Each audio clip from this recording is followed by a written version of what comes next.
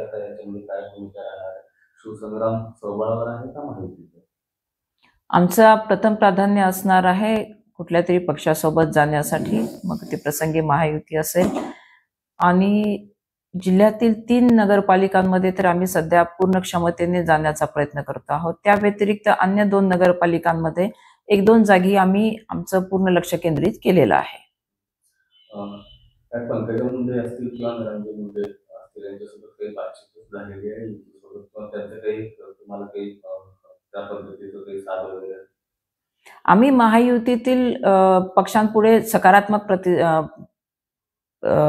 प्रस्ताव ठेवलेला आहे आणि या प्रस्तावाच्या अनुषंगाने जे आम्हाला अनुकूल वाटतील त्यांच्यासोबत जाण्यामध्ये आम्ही उत्सुक राहणार. मात्र गेल्या अनेक दिवसापासून बघतोय बीडमध्ये निवडणूक आल्यानंतर जातीचं समीकरण पुढे येते, विकास मागे राहतो. तुमच्यासाठी शिवसंग्रामसाठी जात समोर आहे का विकास? खरं तर निवडणुका ह्या प्राधान्याने विकासाच्या मुद्द्यावरच केंद्रीभूत झाल्या पाहिजेत, परंतु दुर्दैवाने तसं होताना दिसत नाही. त्यामुळे आमचा कटाक्षाने प्रयत्न राहणार आहे की या बीड शहरासाठी किंवा अंबाजोगाई किंवा परळी जिथे आम्ही लढणार असू तिथल्या परिसरातील विकासासाठी आमचं विजन काय असणार आहे हे घेऊन मतदारांपुढे जाणार.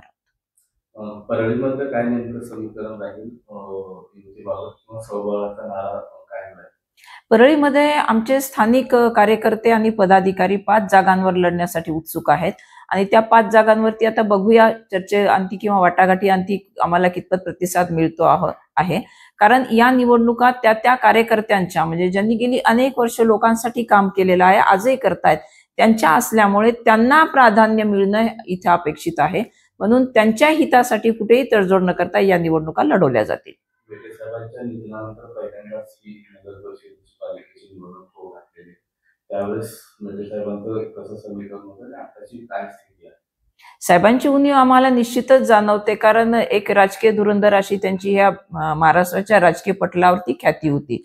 त्यामुळे साहेबांच्या पश्चात जेव्हा आम्ही निवडणुकीला सामोरं जातोय, आजपर्यंत साहेबांनी त्या परिसराचा त्या मतदारसंघाच्या विकासाचा घेतलेला ध्यास हा कुठल्याही प्रसंगी कॉम्प्रोमाइज न करता विकासाला केंद्रस्थानी ठेवून आम्हाला ह्या निवडणुका लढवायच्या आहेत आणि आम्ही परत एकदा मतदारांना आमचं विकासाचं विजन देऊन सामोरं जाणार आहोत.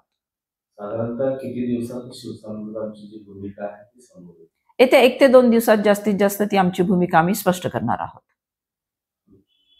आपल्या बीड शहरात भव्य दिव्य स्वरूपात स्वस्त दरात घर बांधकामाचे मटेरियल मिळण्याचे एकमेव ठिकाण चौरे हार्डवेअर बीड. या ठिकाणी तार, खिळे, सिमेंट, लोखंड, सल्ला, केमिकल इत्यादी साहित्य होलसेल दरात मिळतील. संपर्क यशवंतराव चव्हाण नाट्यगृहाजवळ बीड. याच परिसरात 4 मोठे हॉल आणि 4 गाळे किरायाने देणे आहे. संपर्क 98 50 16 39 07.